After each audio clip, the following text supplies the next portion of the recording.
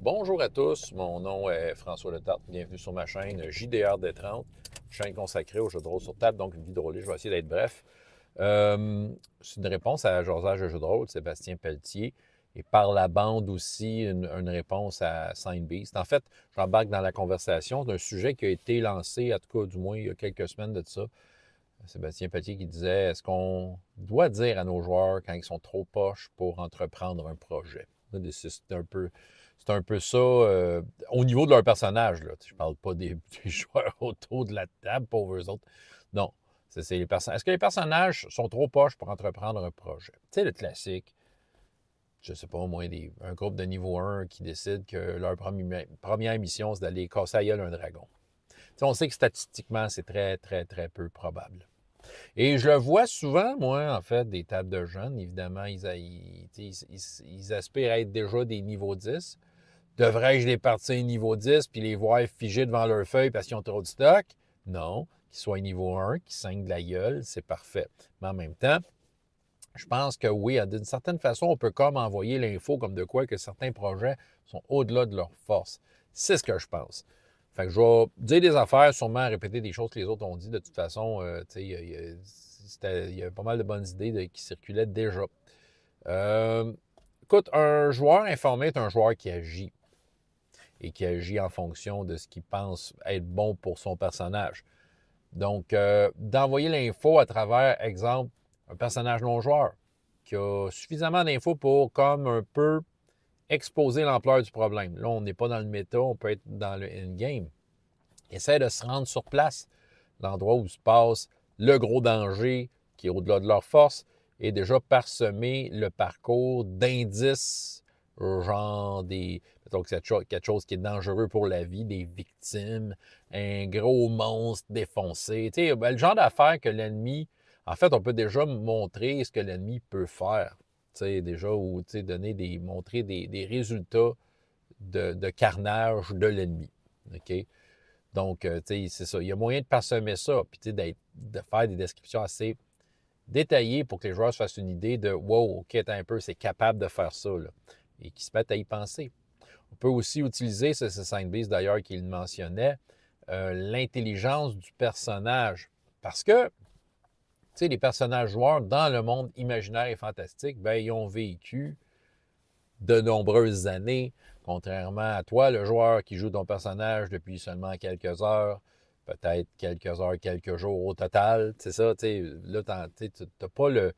Si on se projette dans le monde imaginaire, on s'imagine que c'est vrai, ben, le personnage a dans sa tête un vécu, et ce vécu-là peut peut-être lui être utile. Tu sais, il y a moyen de dire, hey, toi, Leclerc, c'est vrai, tu as entendu parler de tes supérieurs, de ta religion, que cet endroit-là, ben, c'était vraiment tough. Vous allez vous faire tuer. Non, non. C'est de façon plus poétique. Fait qu'on est toujours dans le in-game. C'est sûr que là, les joueurs, s'ils n'ont pas su décoder les signaux de fumée que vous les avez envoyés, je veux dire, il n'y a pas de mal à être méta et dire, écoutez, guys, mathématiquement, vous avez peu de chance. Le but, c'est pas de les empêcher d'aller là, puis surtout pas leur dire non. Encore une fois, c'est de leur donner une information, mais au lieu de la passer in-game, tu sors du jeu, tu dis, OK, les mathématiques sont contre vous. C'est pas de dire non, c'est d'exposer des faits. Dire que mathématiquement, vous ne pouvez pas battre un dragon au premier niveau. Il y a ça, tu sais. Bon, deux autres affaires qu'on peut considérer, entre guillemets. Des fois, c'est mieux prévenir que guérir. Donc, c'est peut-être correct de pas dans ton pitch de la première game de session 0, là, vous êtes dans un royaume sous l'emprise d'une liche. Fait que déjà, tu sais, ils ont déjà un nom entre les mains, là. Ils ont déjà une cible.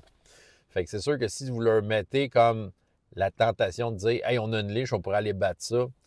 C'est ça. C'est juste de peut-être s'éviter du trouble de ne pas en nommer, quoique c'est poche de ne pas en nommer aussi si c'est vraiment ça l'enjeu. Mais en tout cas, il reste que des fois, il y a peut-être moyen de juste pas nommer. Tu sais, pas nommer comment je pourrais dire, un point d'intérêt pour les joueurs, de dire, ah, il y a de quoi faire là, il y a une liche à tuer, il y a un dragon à tuer, c'est ça, tu sais, Donnez-leur le repère des gobelins. Là. Commencez par parler. Il y a un repère des gobelins. Ah, on va aller tuer des gobelins. Voilà, c'est à votre mesure. C'est ça, il y a moyen peut-être de prévenir plutôt que guérir. L'autre affaire est que peut-être que pour des raisons, puis je le fais avec des jeunes, mais des fois, il y a quand même des fois peut-être des façons de contourner ou de combattre le danger en équipant les joueurs en fonction de ce qu'ils ont, en disant qu'il y a une épée légendaire qui a été forgée pour assassiner la liche. Je l'ai déjà fait. C'est très cool parce que, tu sais, des fois, trouver les objets, tout ça, c'est une quête en soi. Ça leur permet, en plus de gagner en niveau ou en tout cas de progresser en tant que personnage et d'être justement un peu plus près, même si c'est encore trop fort pour eux autres. Mais déjà, s'ils sont équipés, tu mets un peu les chances de leur bord, c'est ça. Il y a moyen aussi de parsemer leur parcours de ce qu'il faut pour contourner le méga problème. Mais tout ça pour dire que tout ça, au final, est-ce qu'on se doit de le dire aux joueurs d'une fois de temps en temps, c'est pas mauvais. C'est un jeu dans lequel tu roules des dés. C'est un jeu dans lequel les joueurs utilisent la mathématique à peu près une grosse majorité du temps, quasiment. Là. C'est-à-dire, il n'y a pas de mal à parler des joueurs que les mathématiques sont contre eux. Encore là, c'est d'informer les joueurs. C'est pas de leur dire, vous êtes poche, allez pas là. Surtout pas. Laissez-leur décider. S'ils décident au final d'y aller pareil, c'est ça qui arrive. Il y a peut-être des affaires que vous n'avez pas dit entièrement. Il y a peut-être certaines surprises. Vous ne pouvez pas décrire tous les pièges du donjon, mais ils sont là. Fait que, laissez-les découvrir peut-être à leur grand désavantage. À leur grand désavantage, des raisons pourquoi il n'y avait pas d'affaire à aller là. Mais c'est ça, j'ai donné un peu comment j'aborderais ça. Fait que vous avez des commentaires, des vidéos à partager. Bref, je vais essayer de mettre le lien en bas de la vidéo de Sébastien si elle n'est pas là. Et de Sainte-Bise, peut-être, pourquoi pas.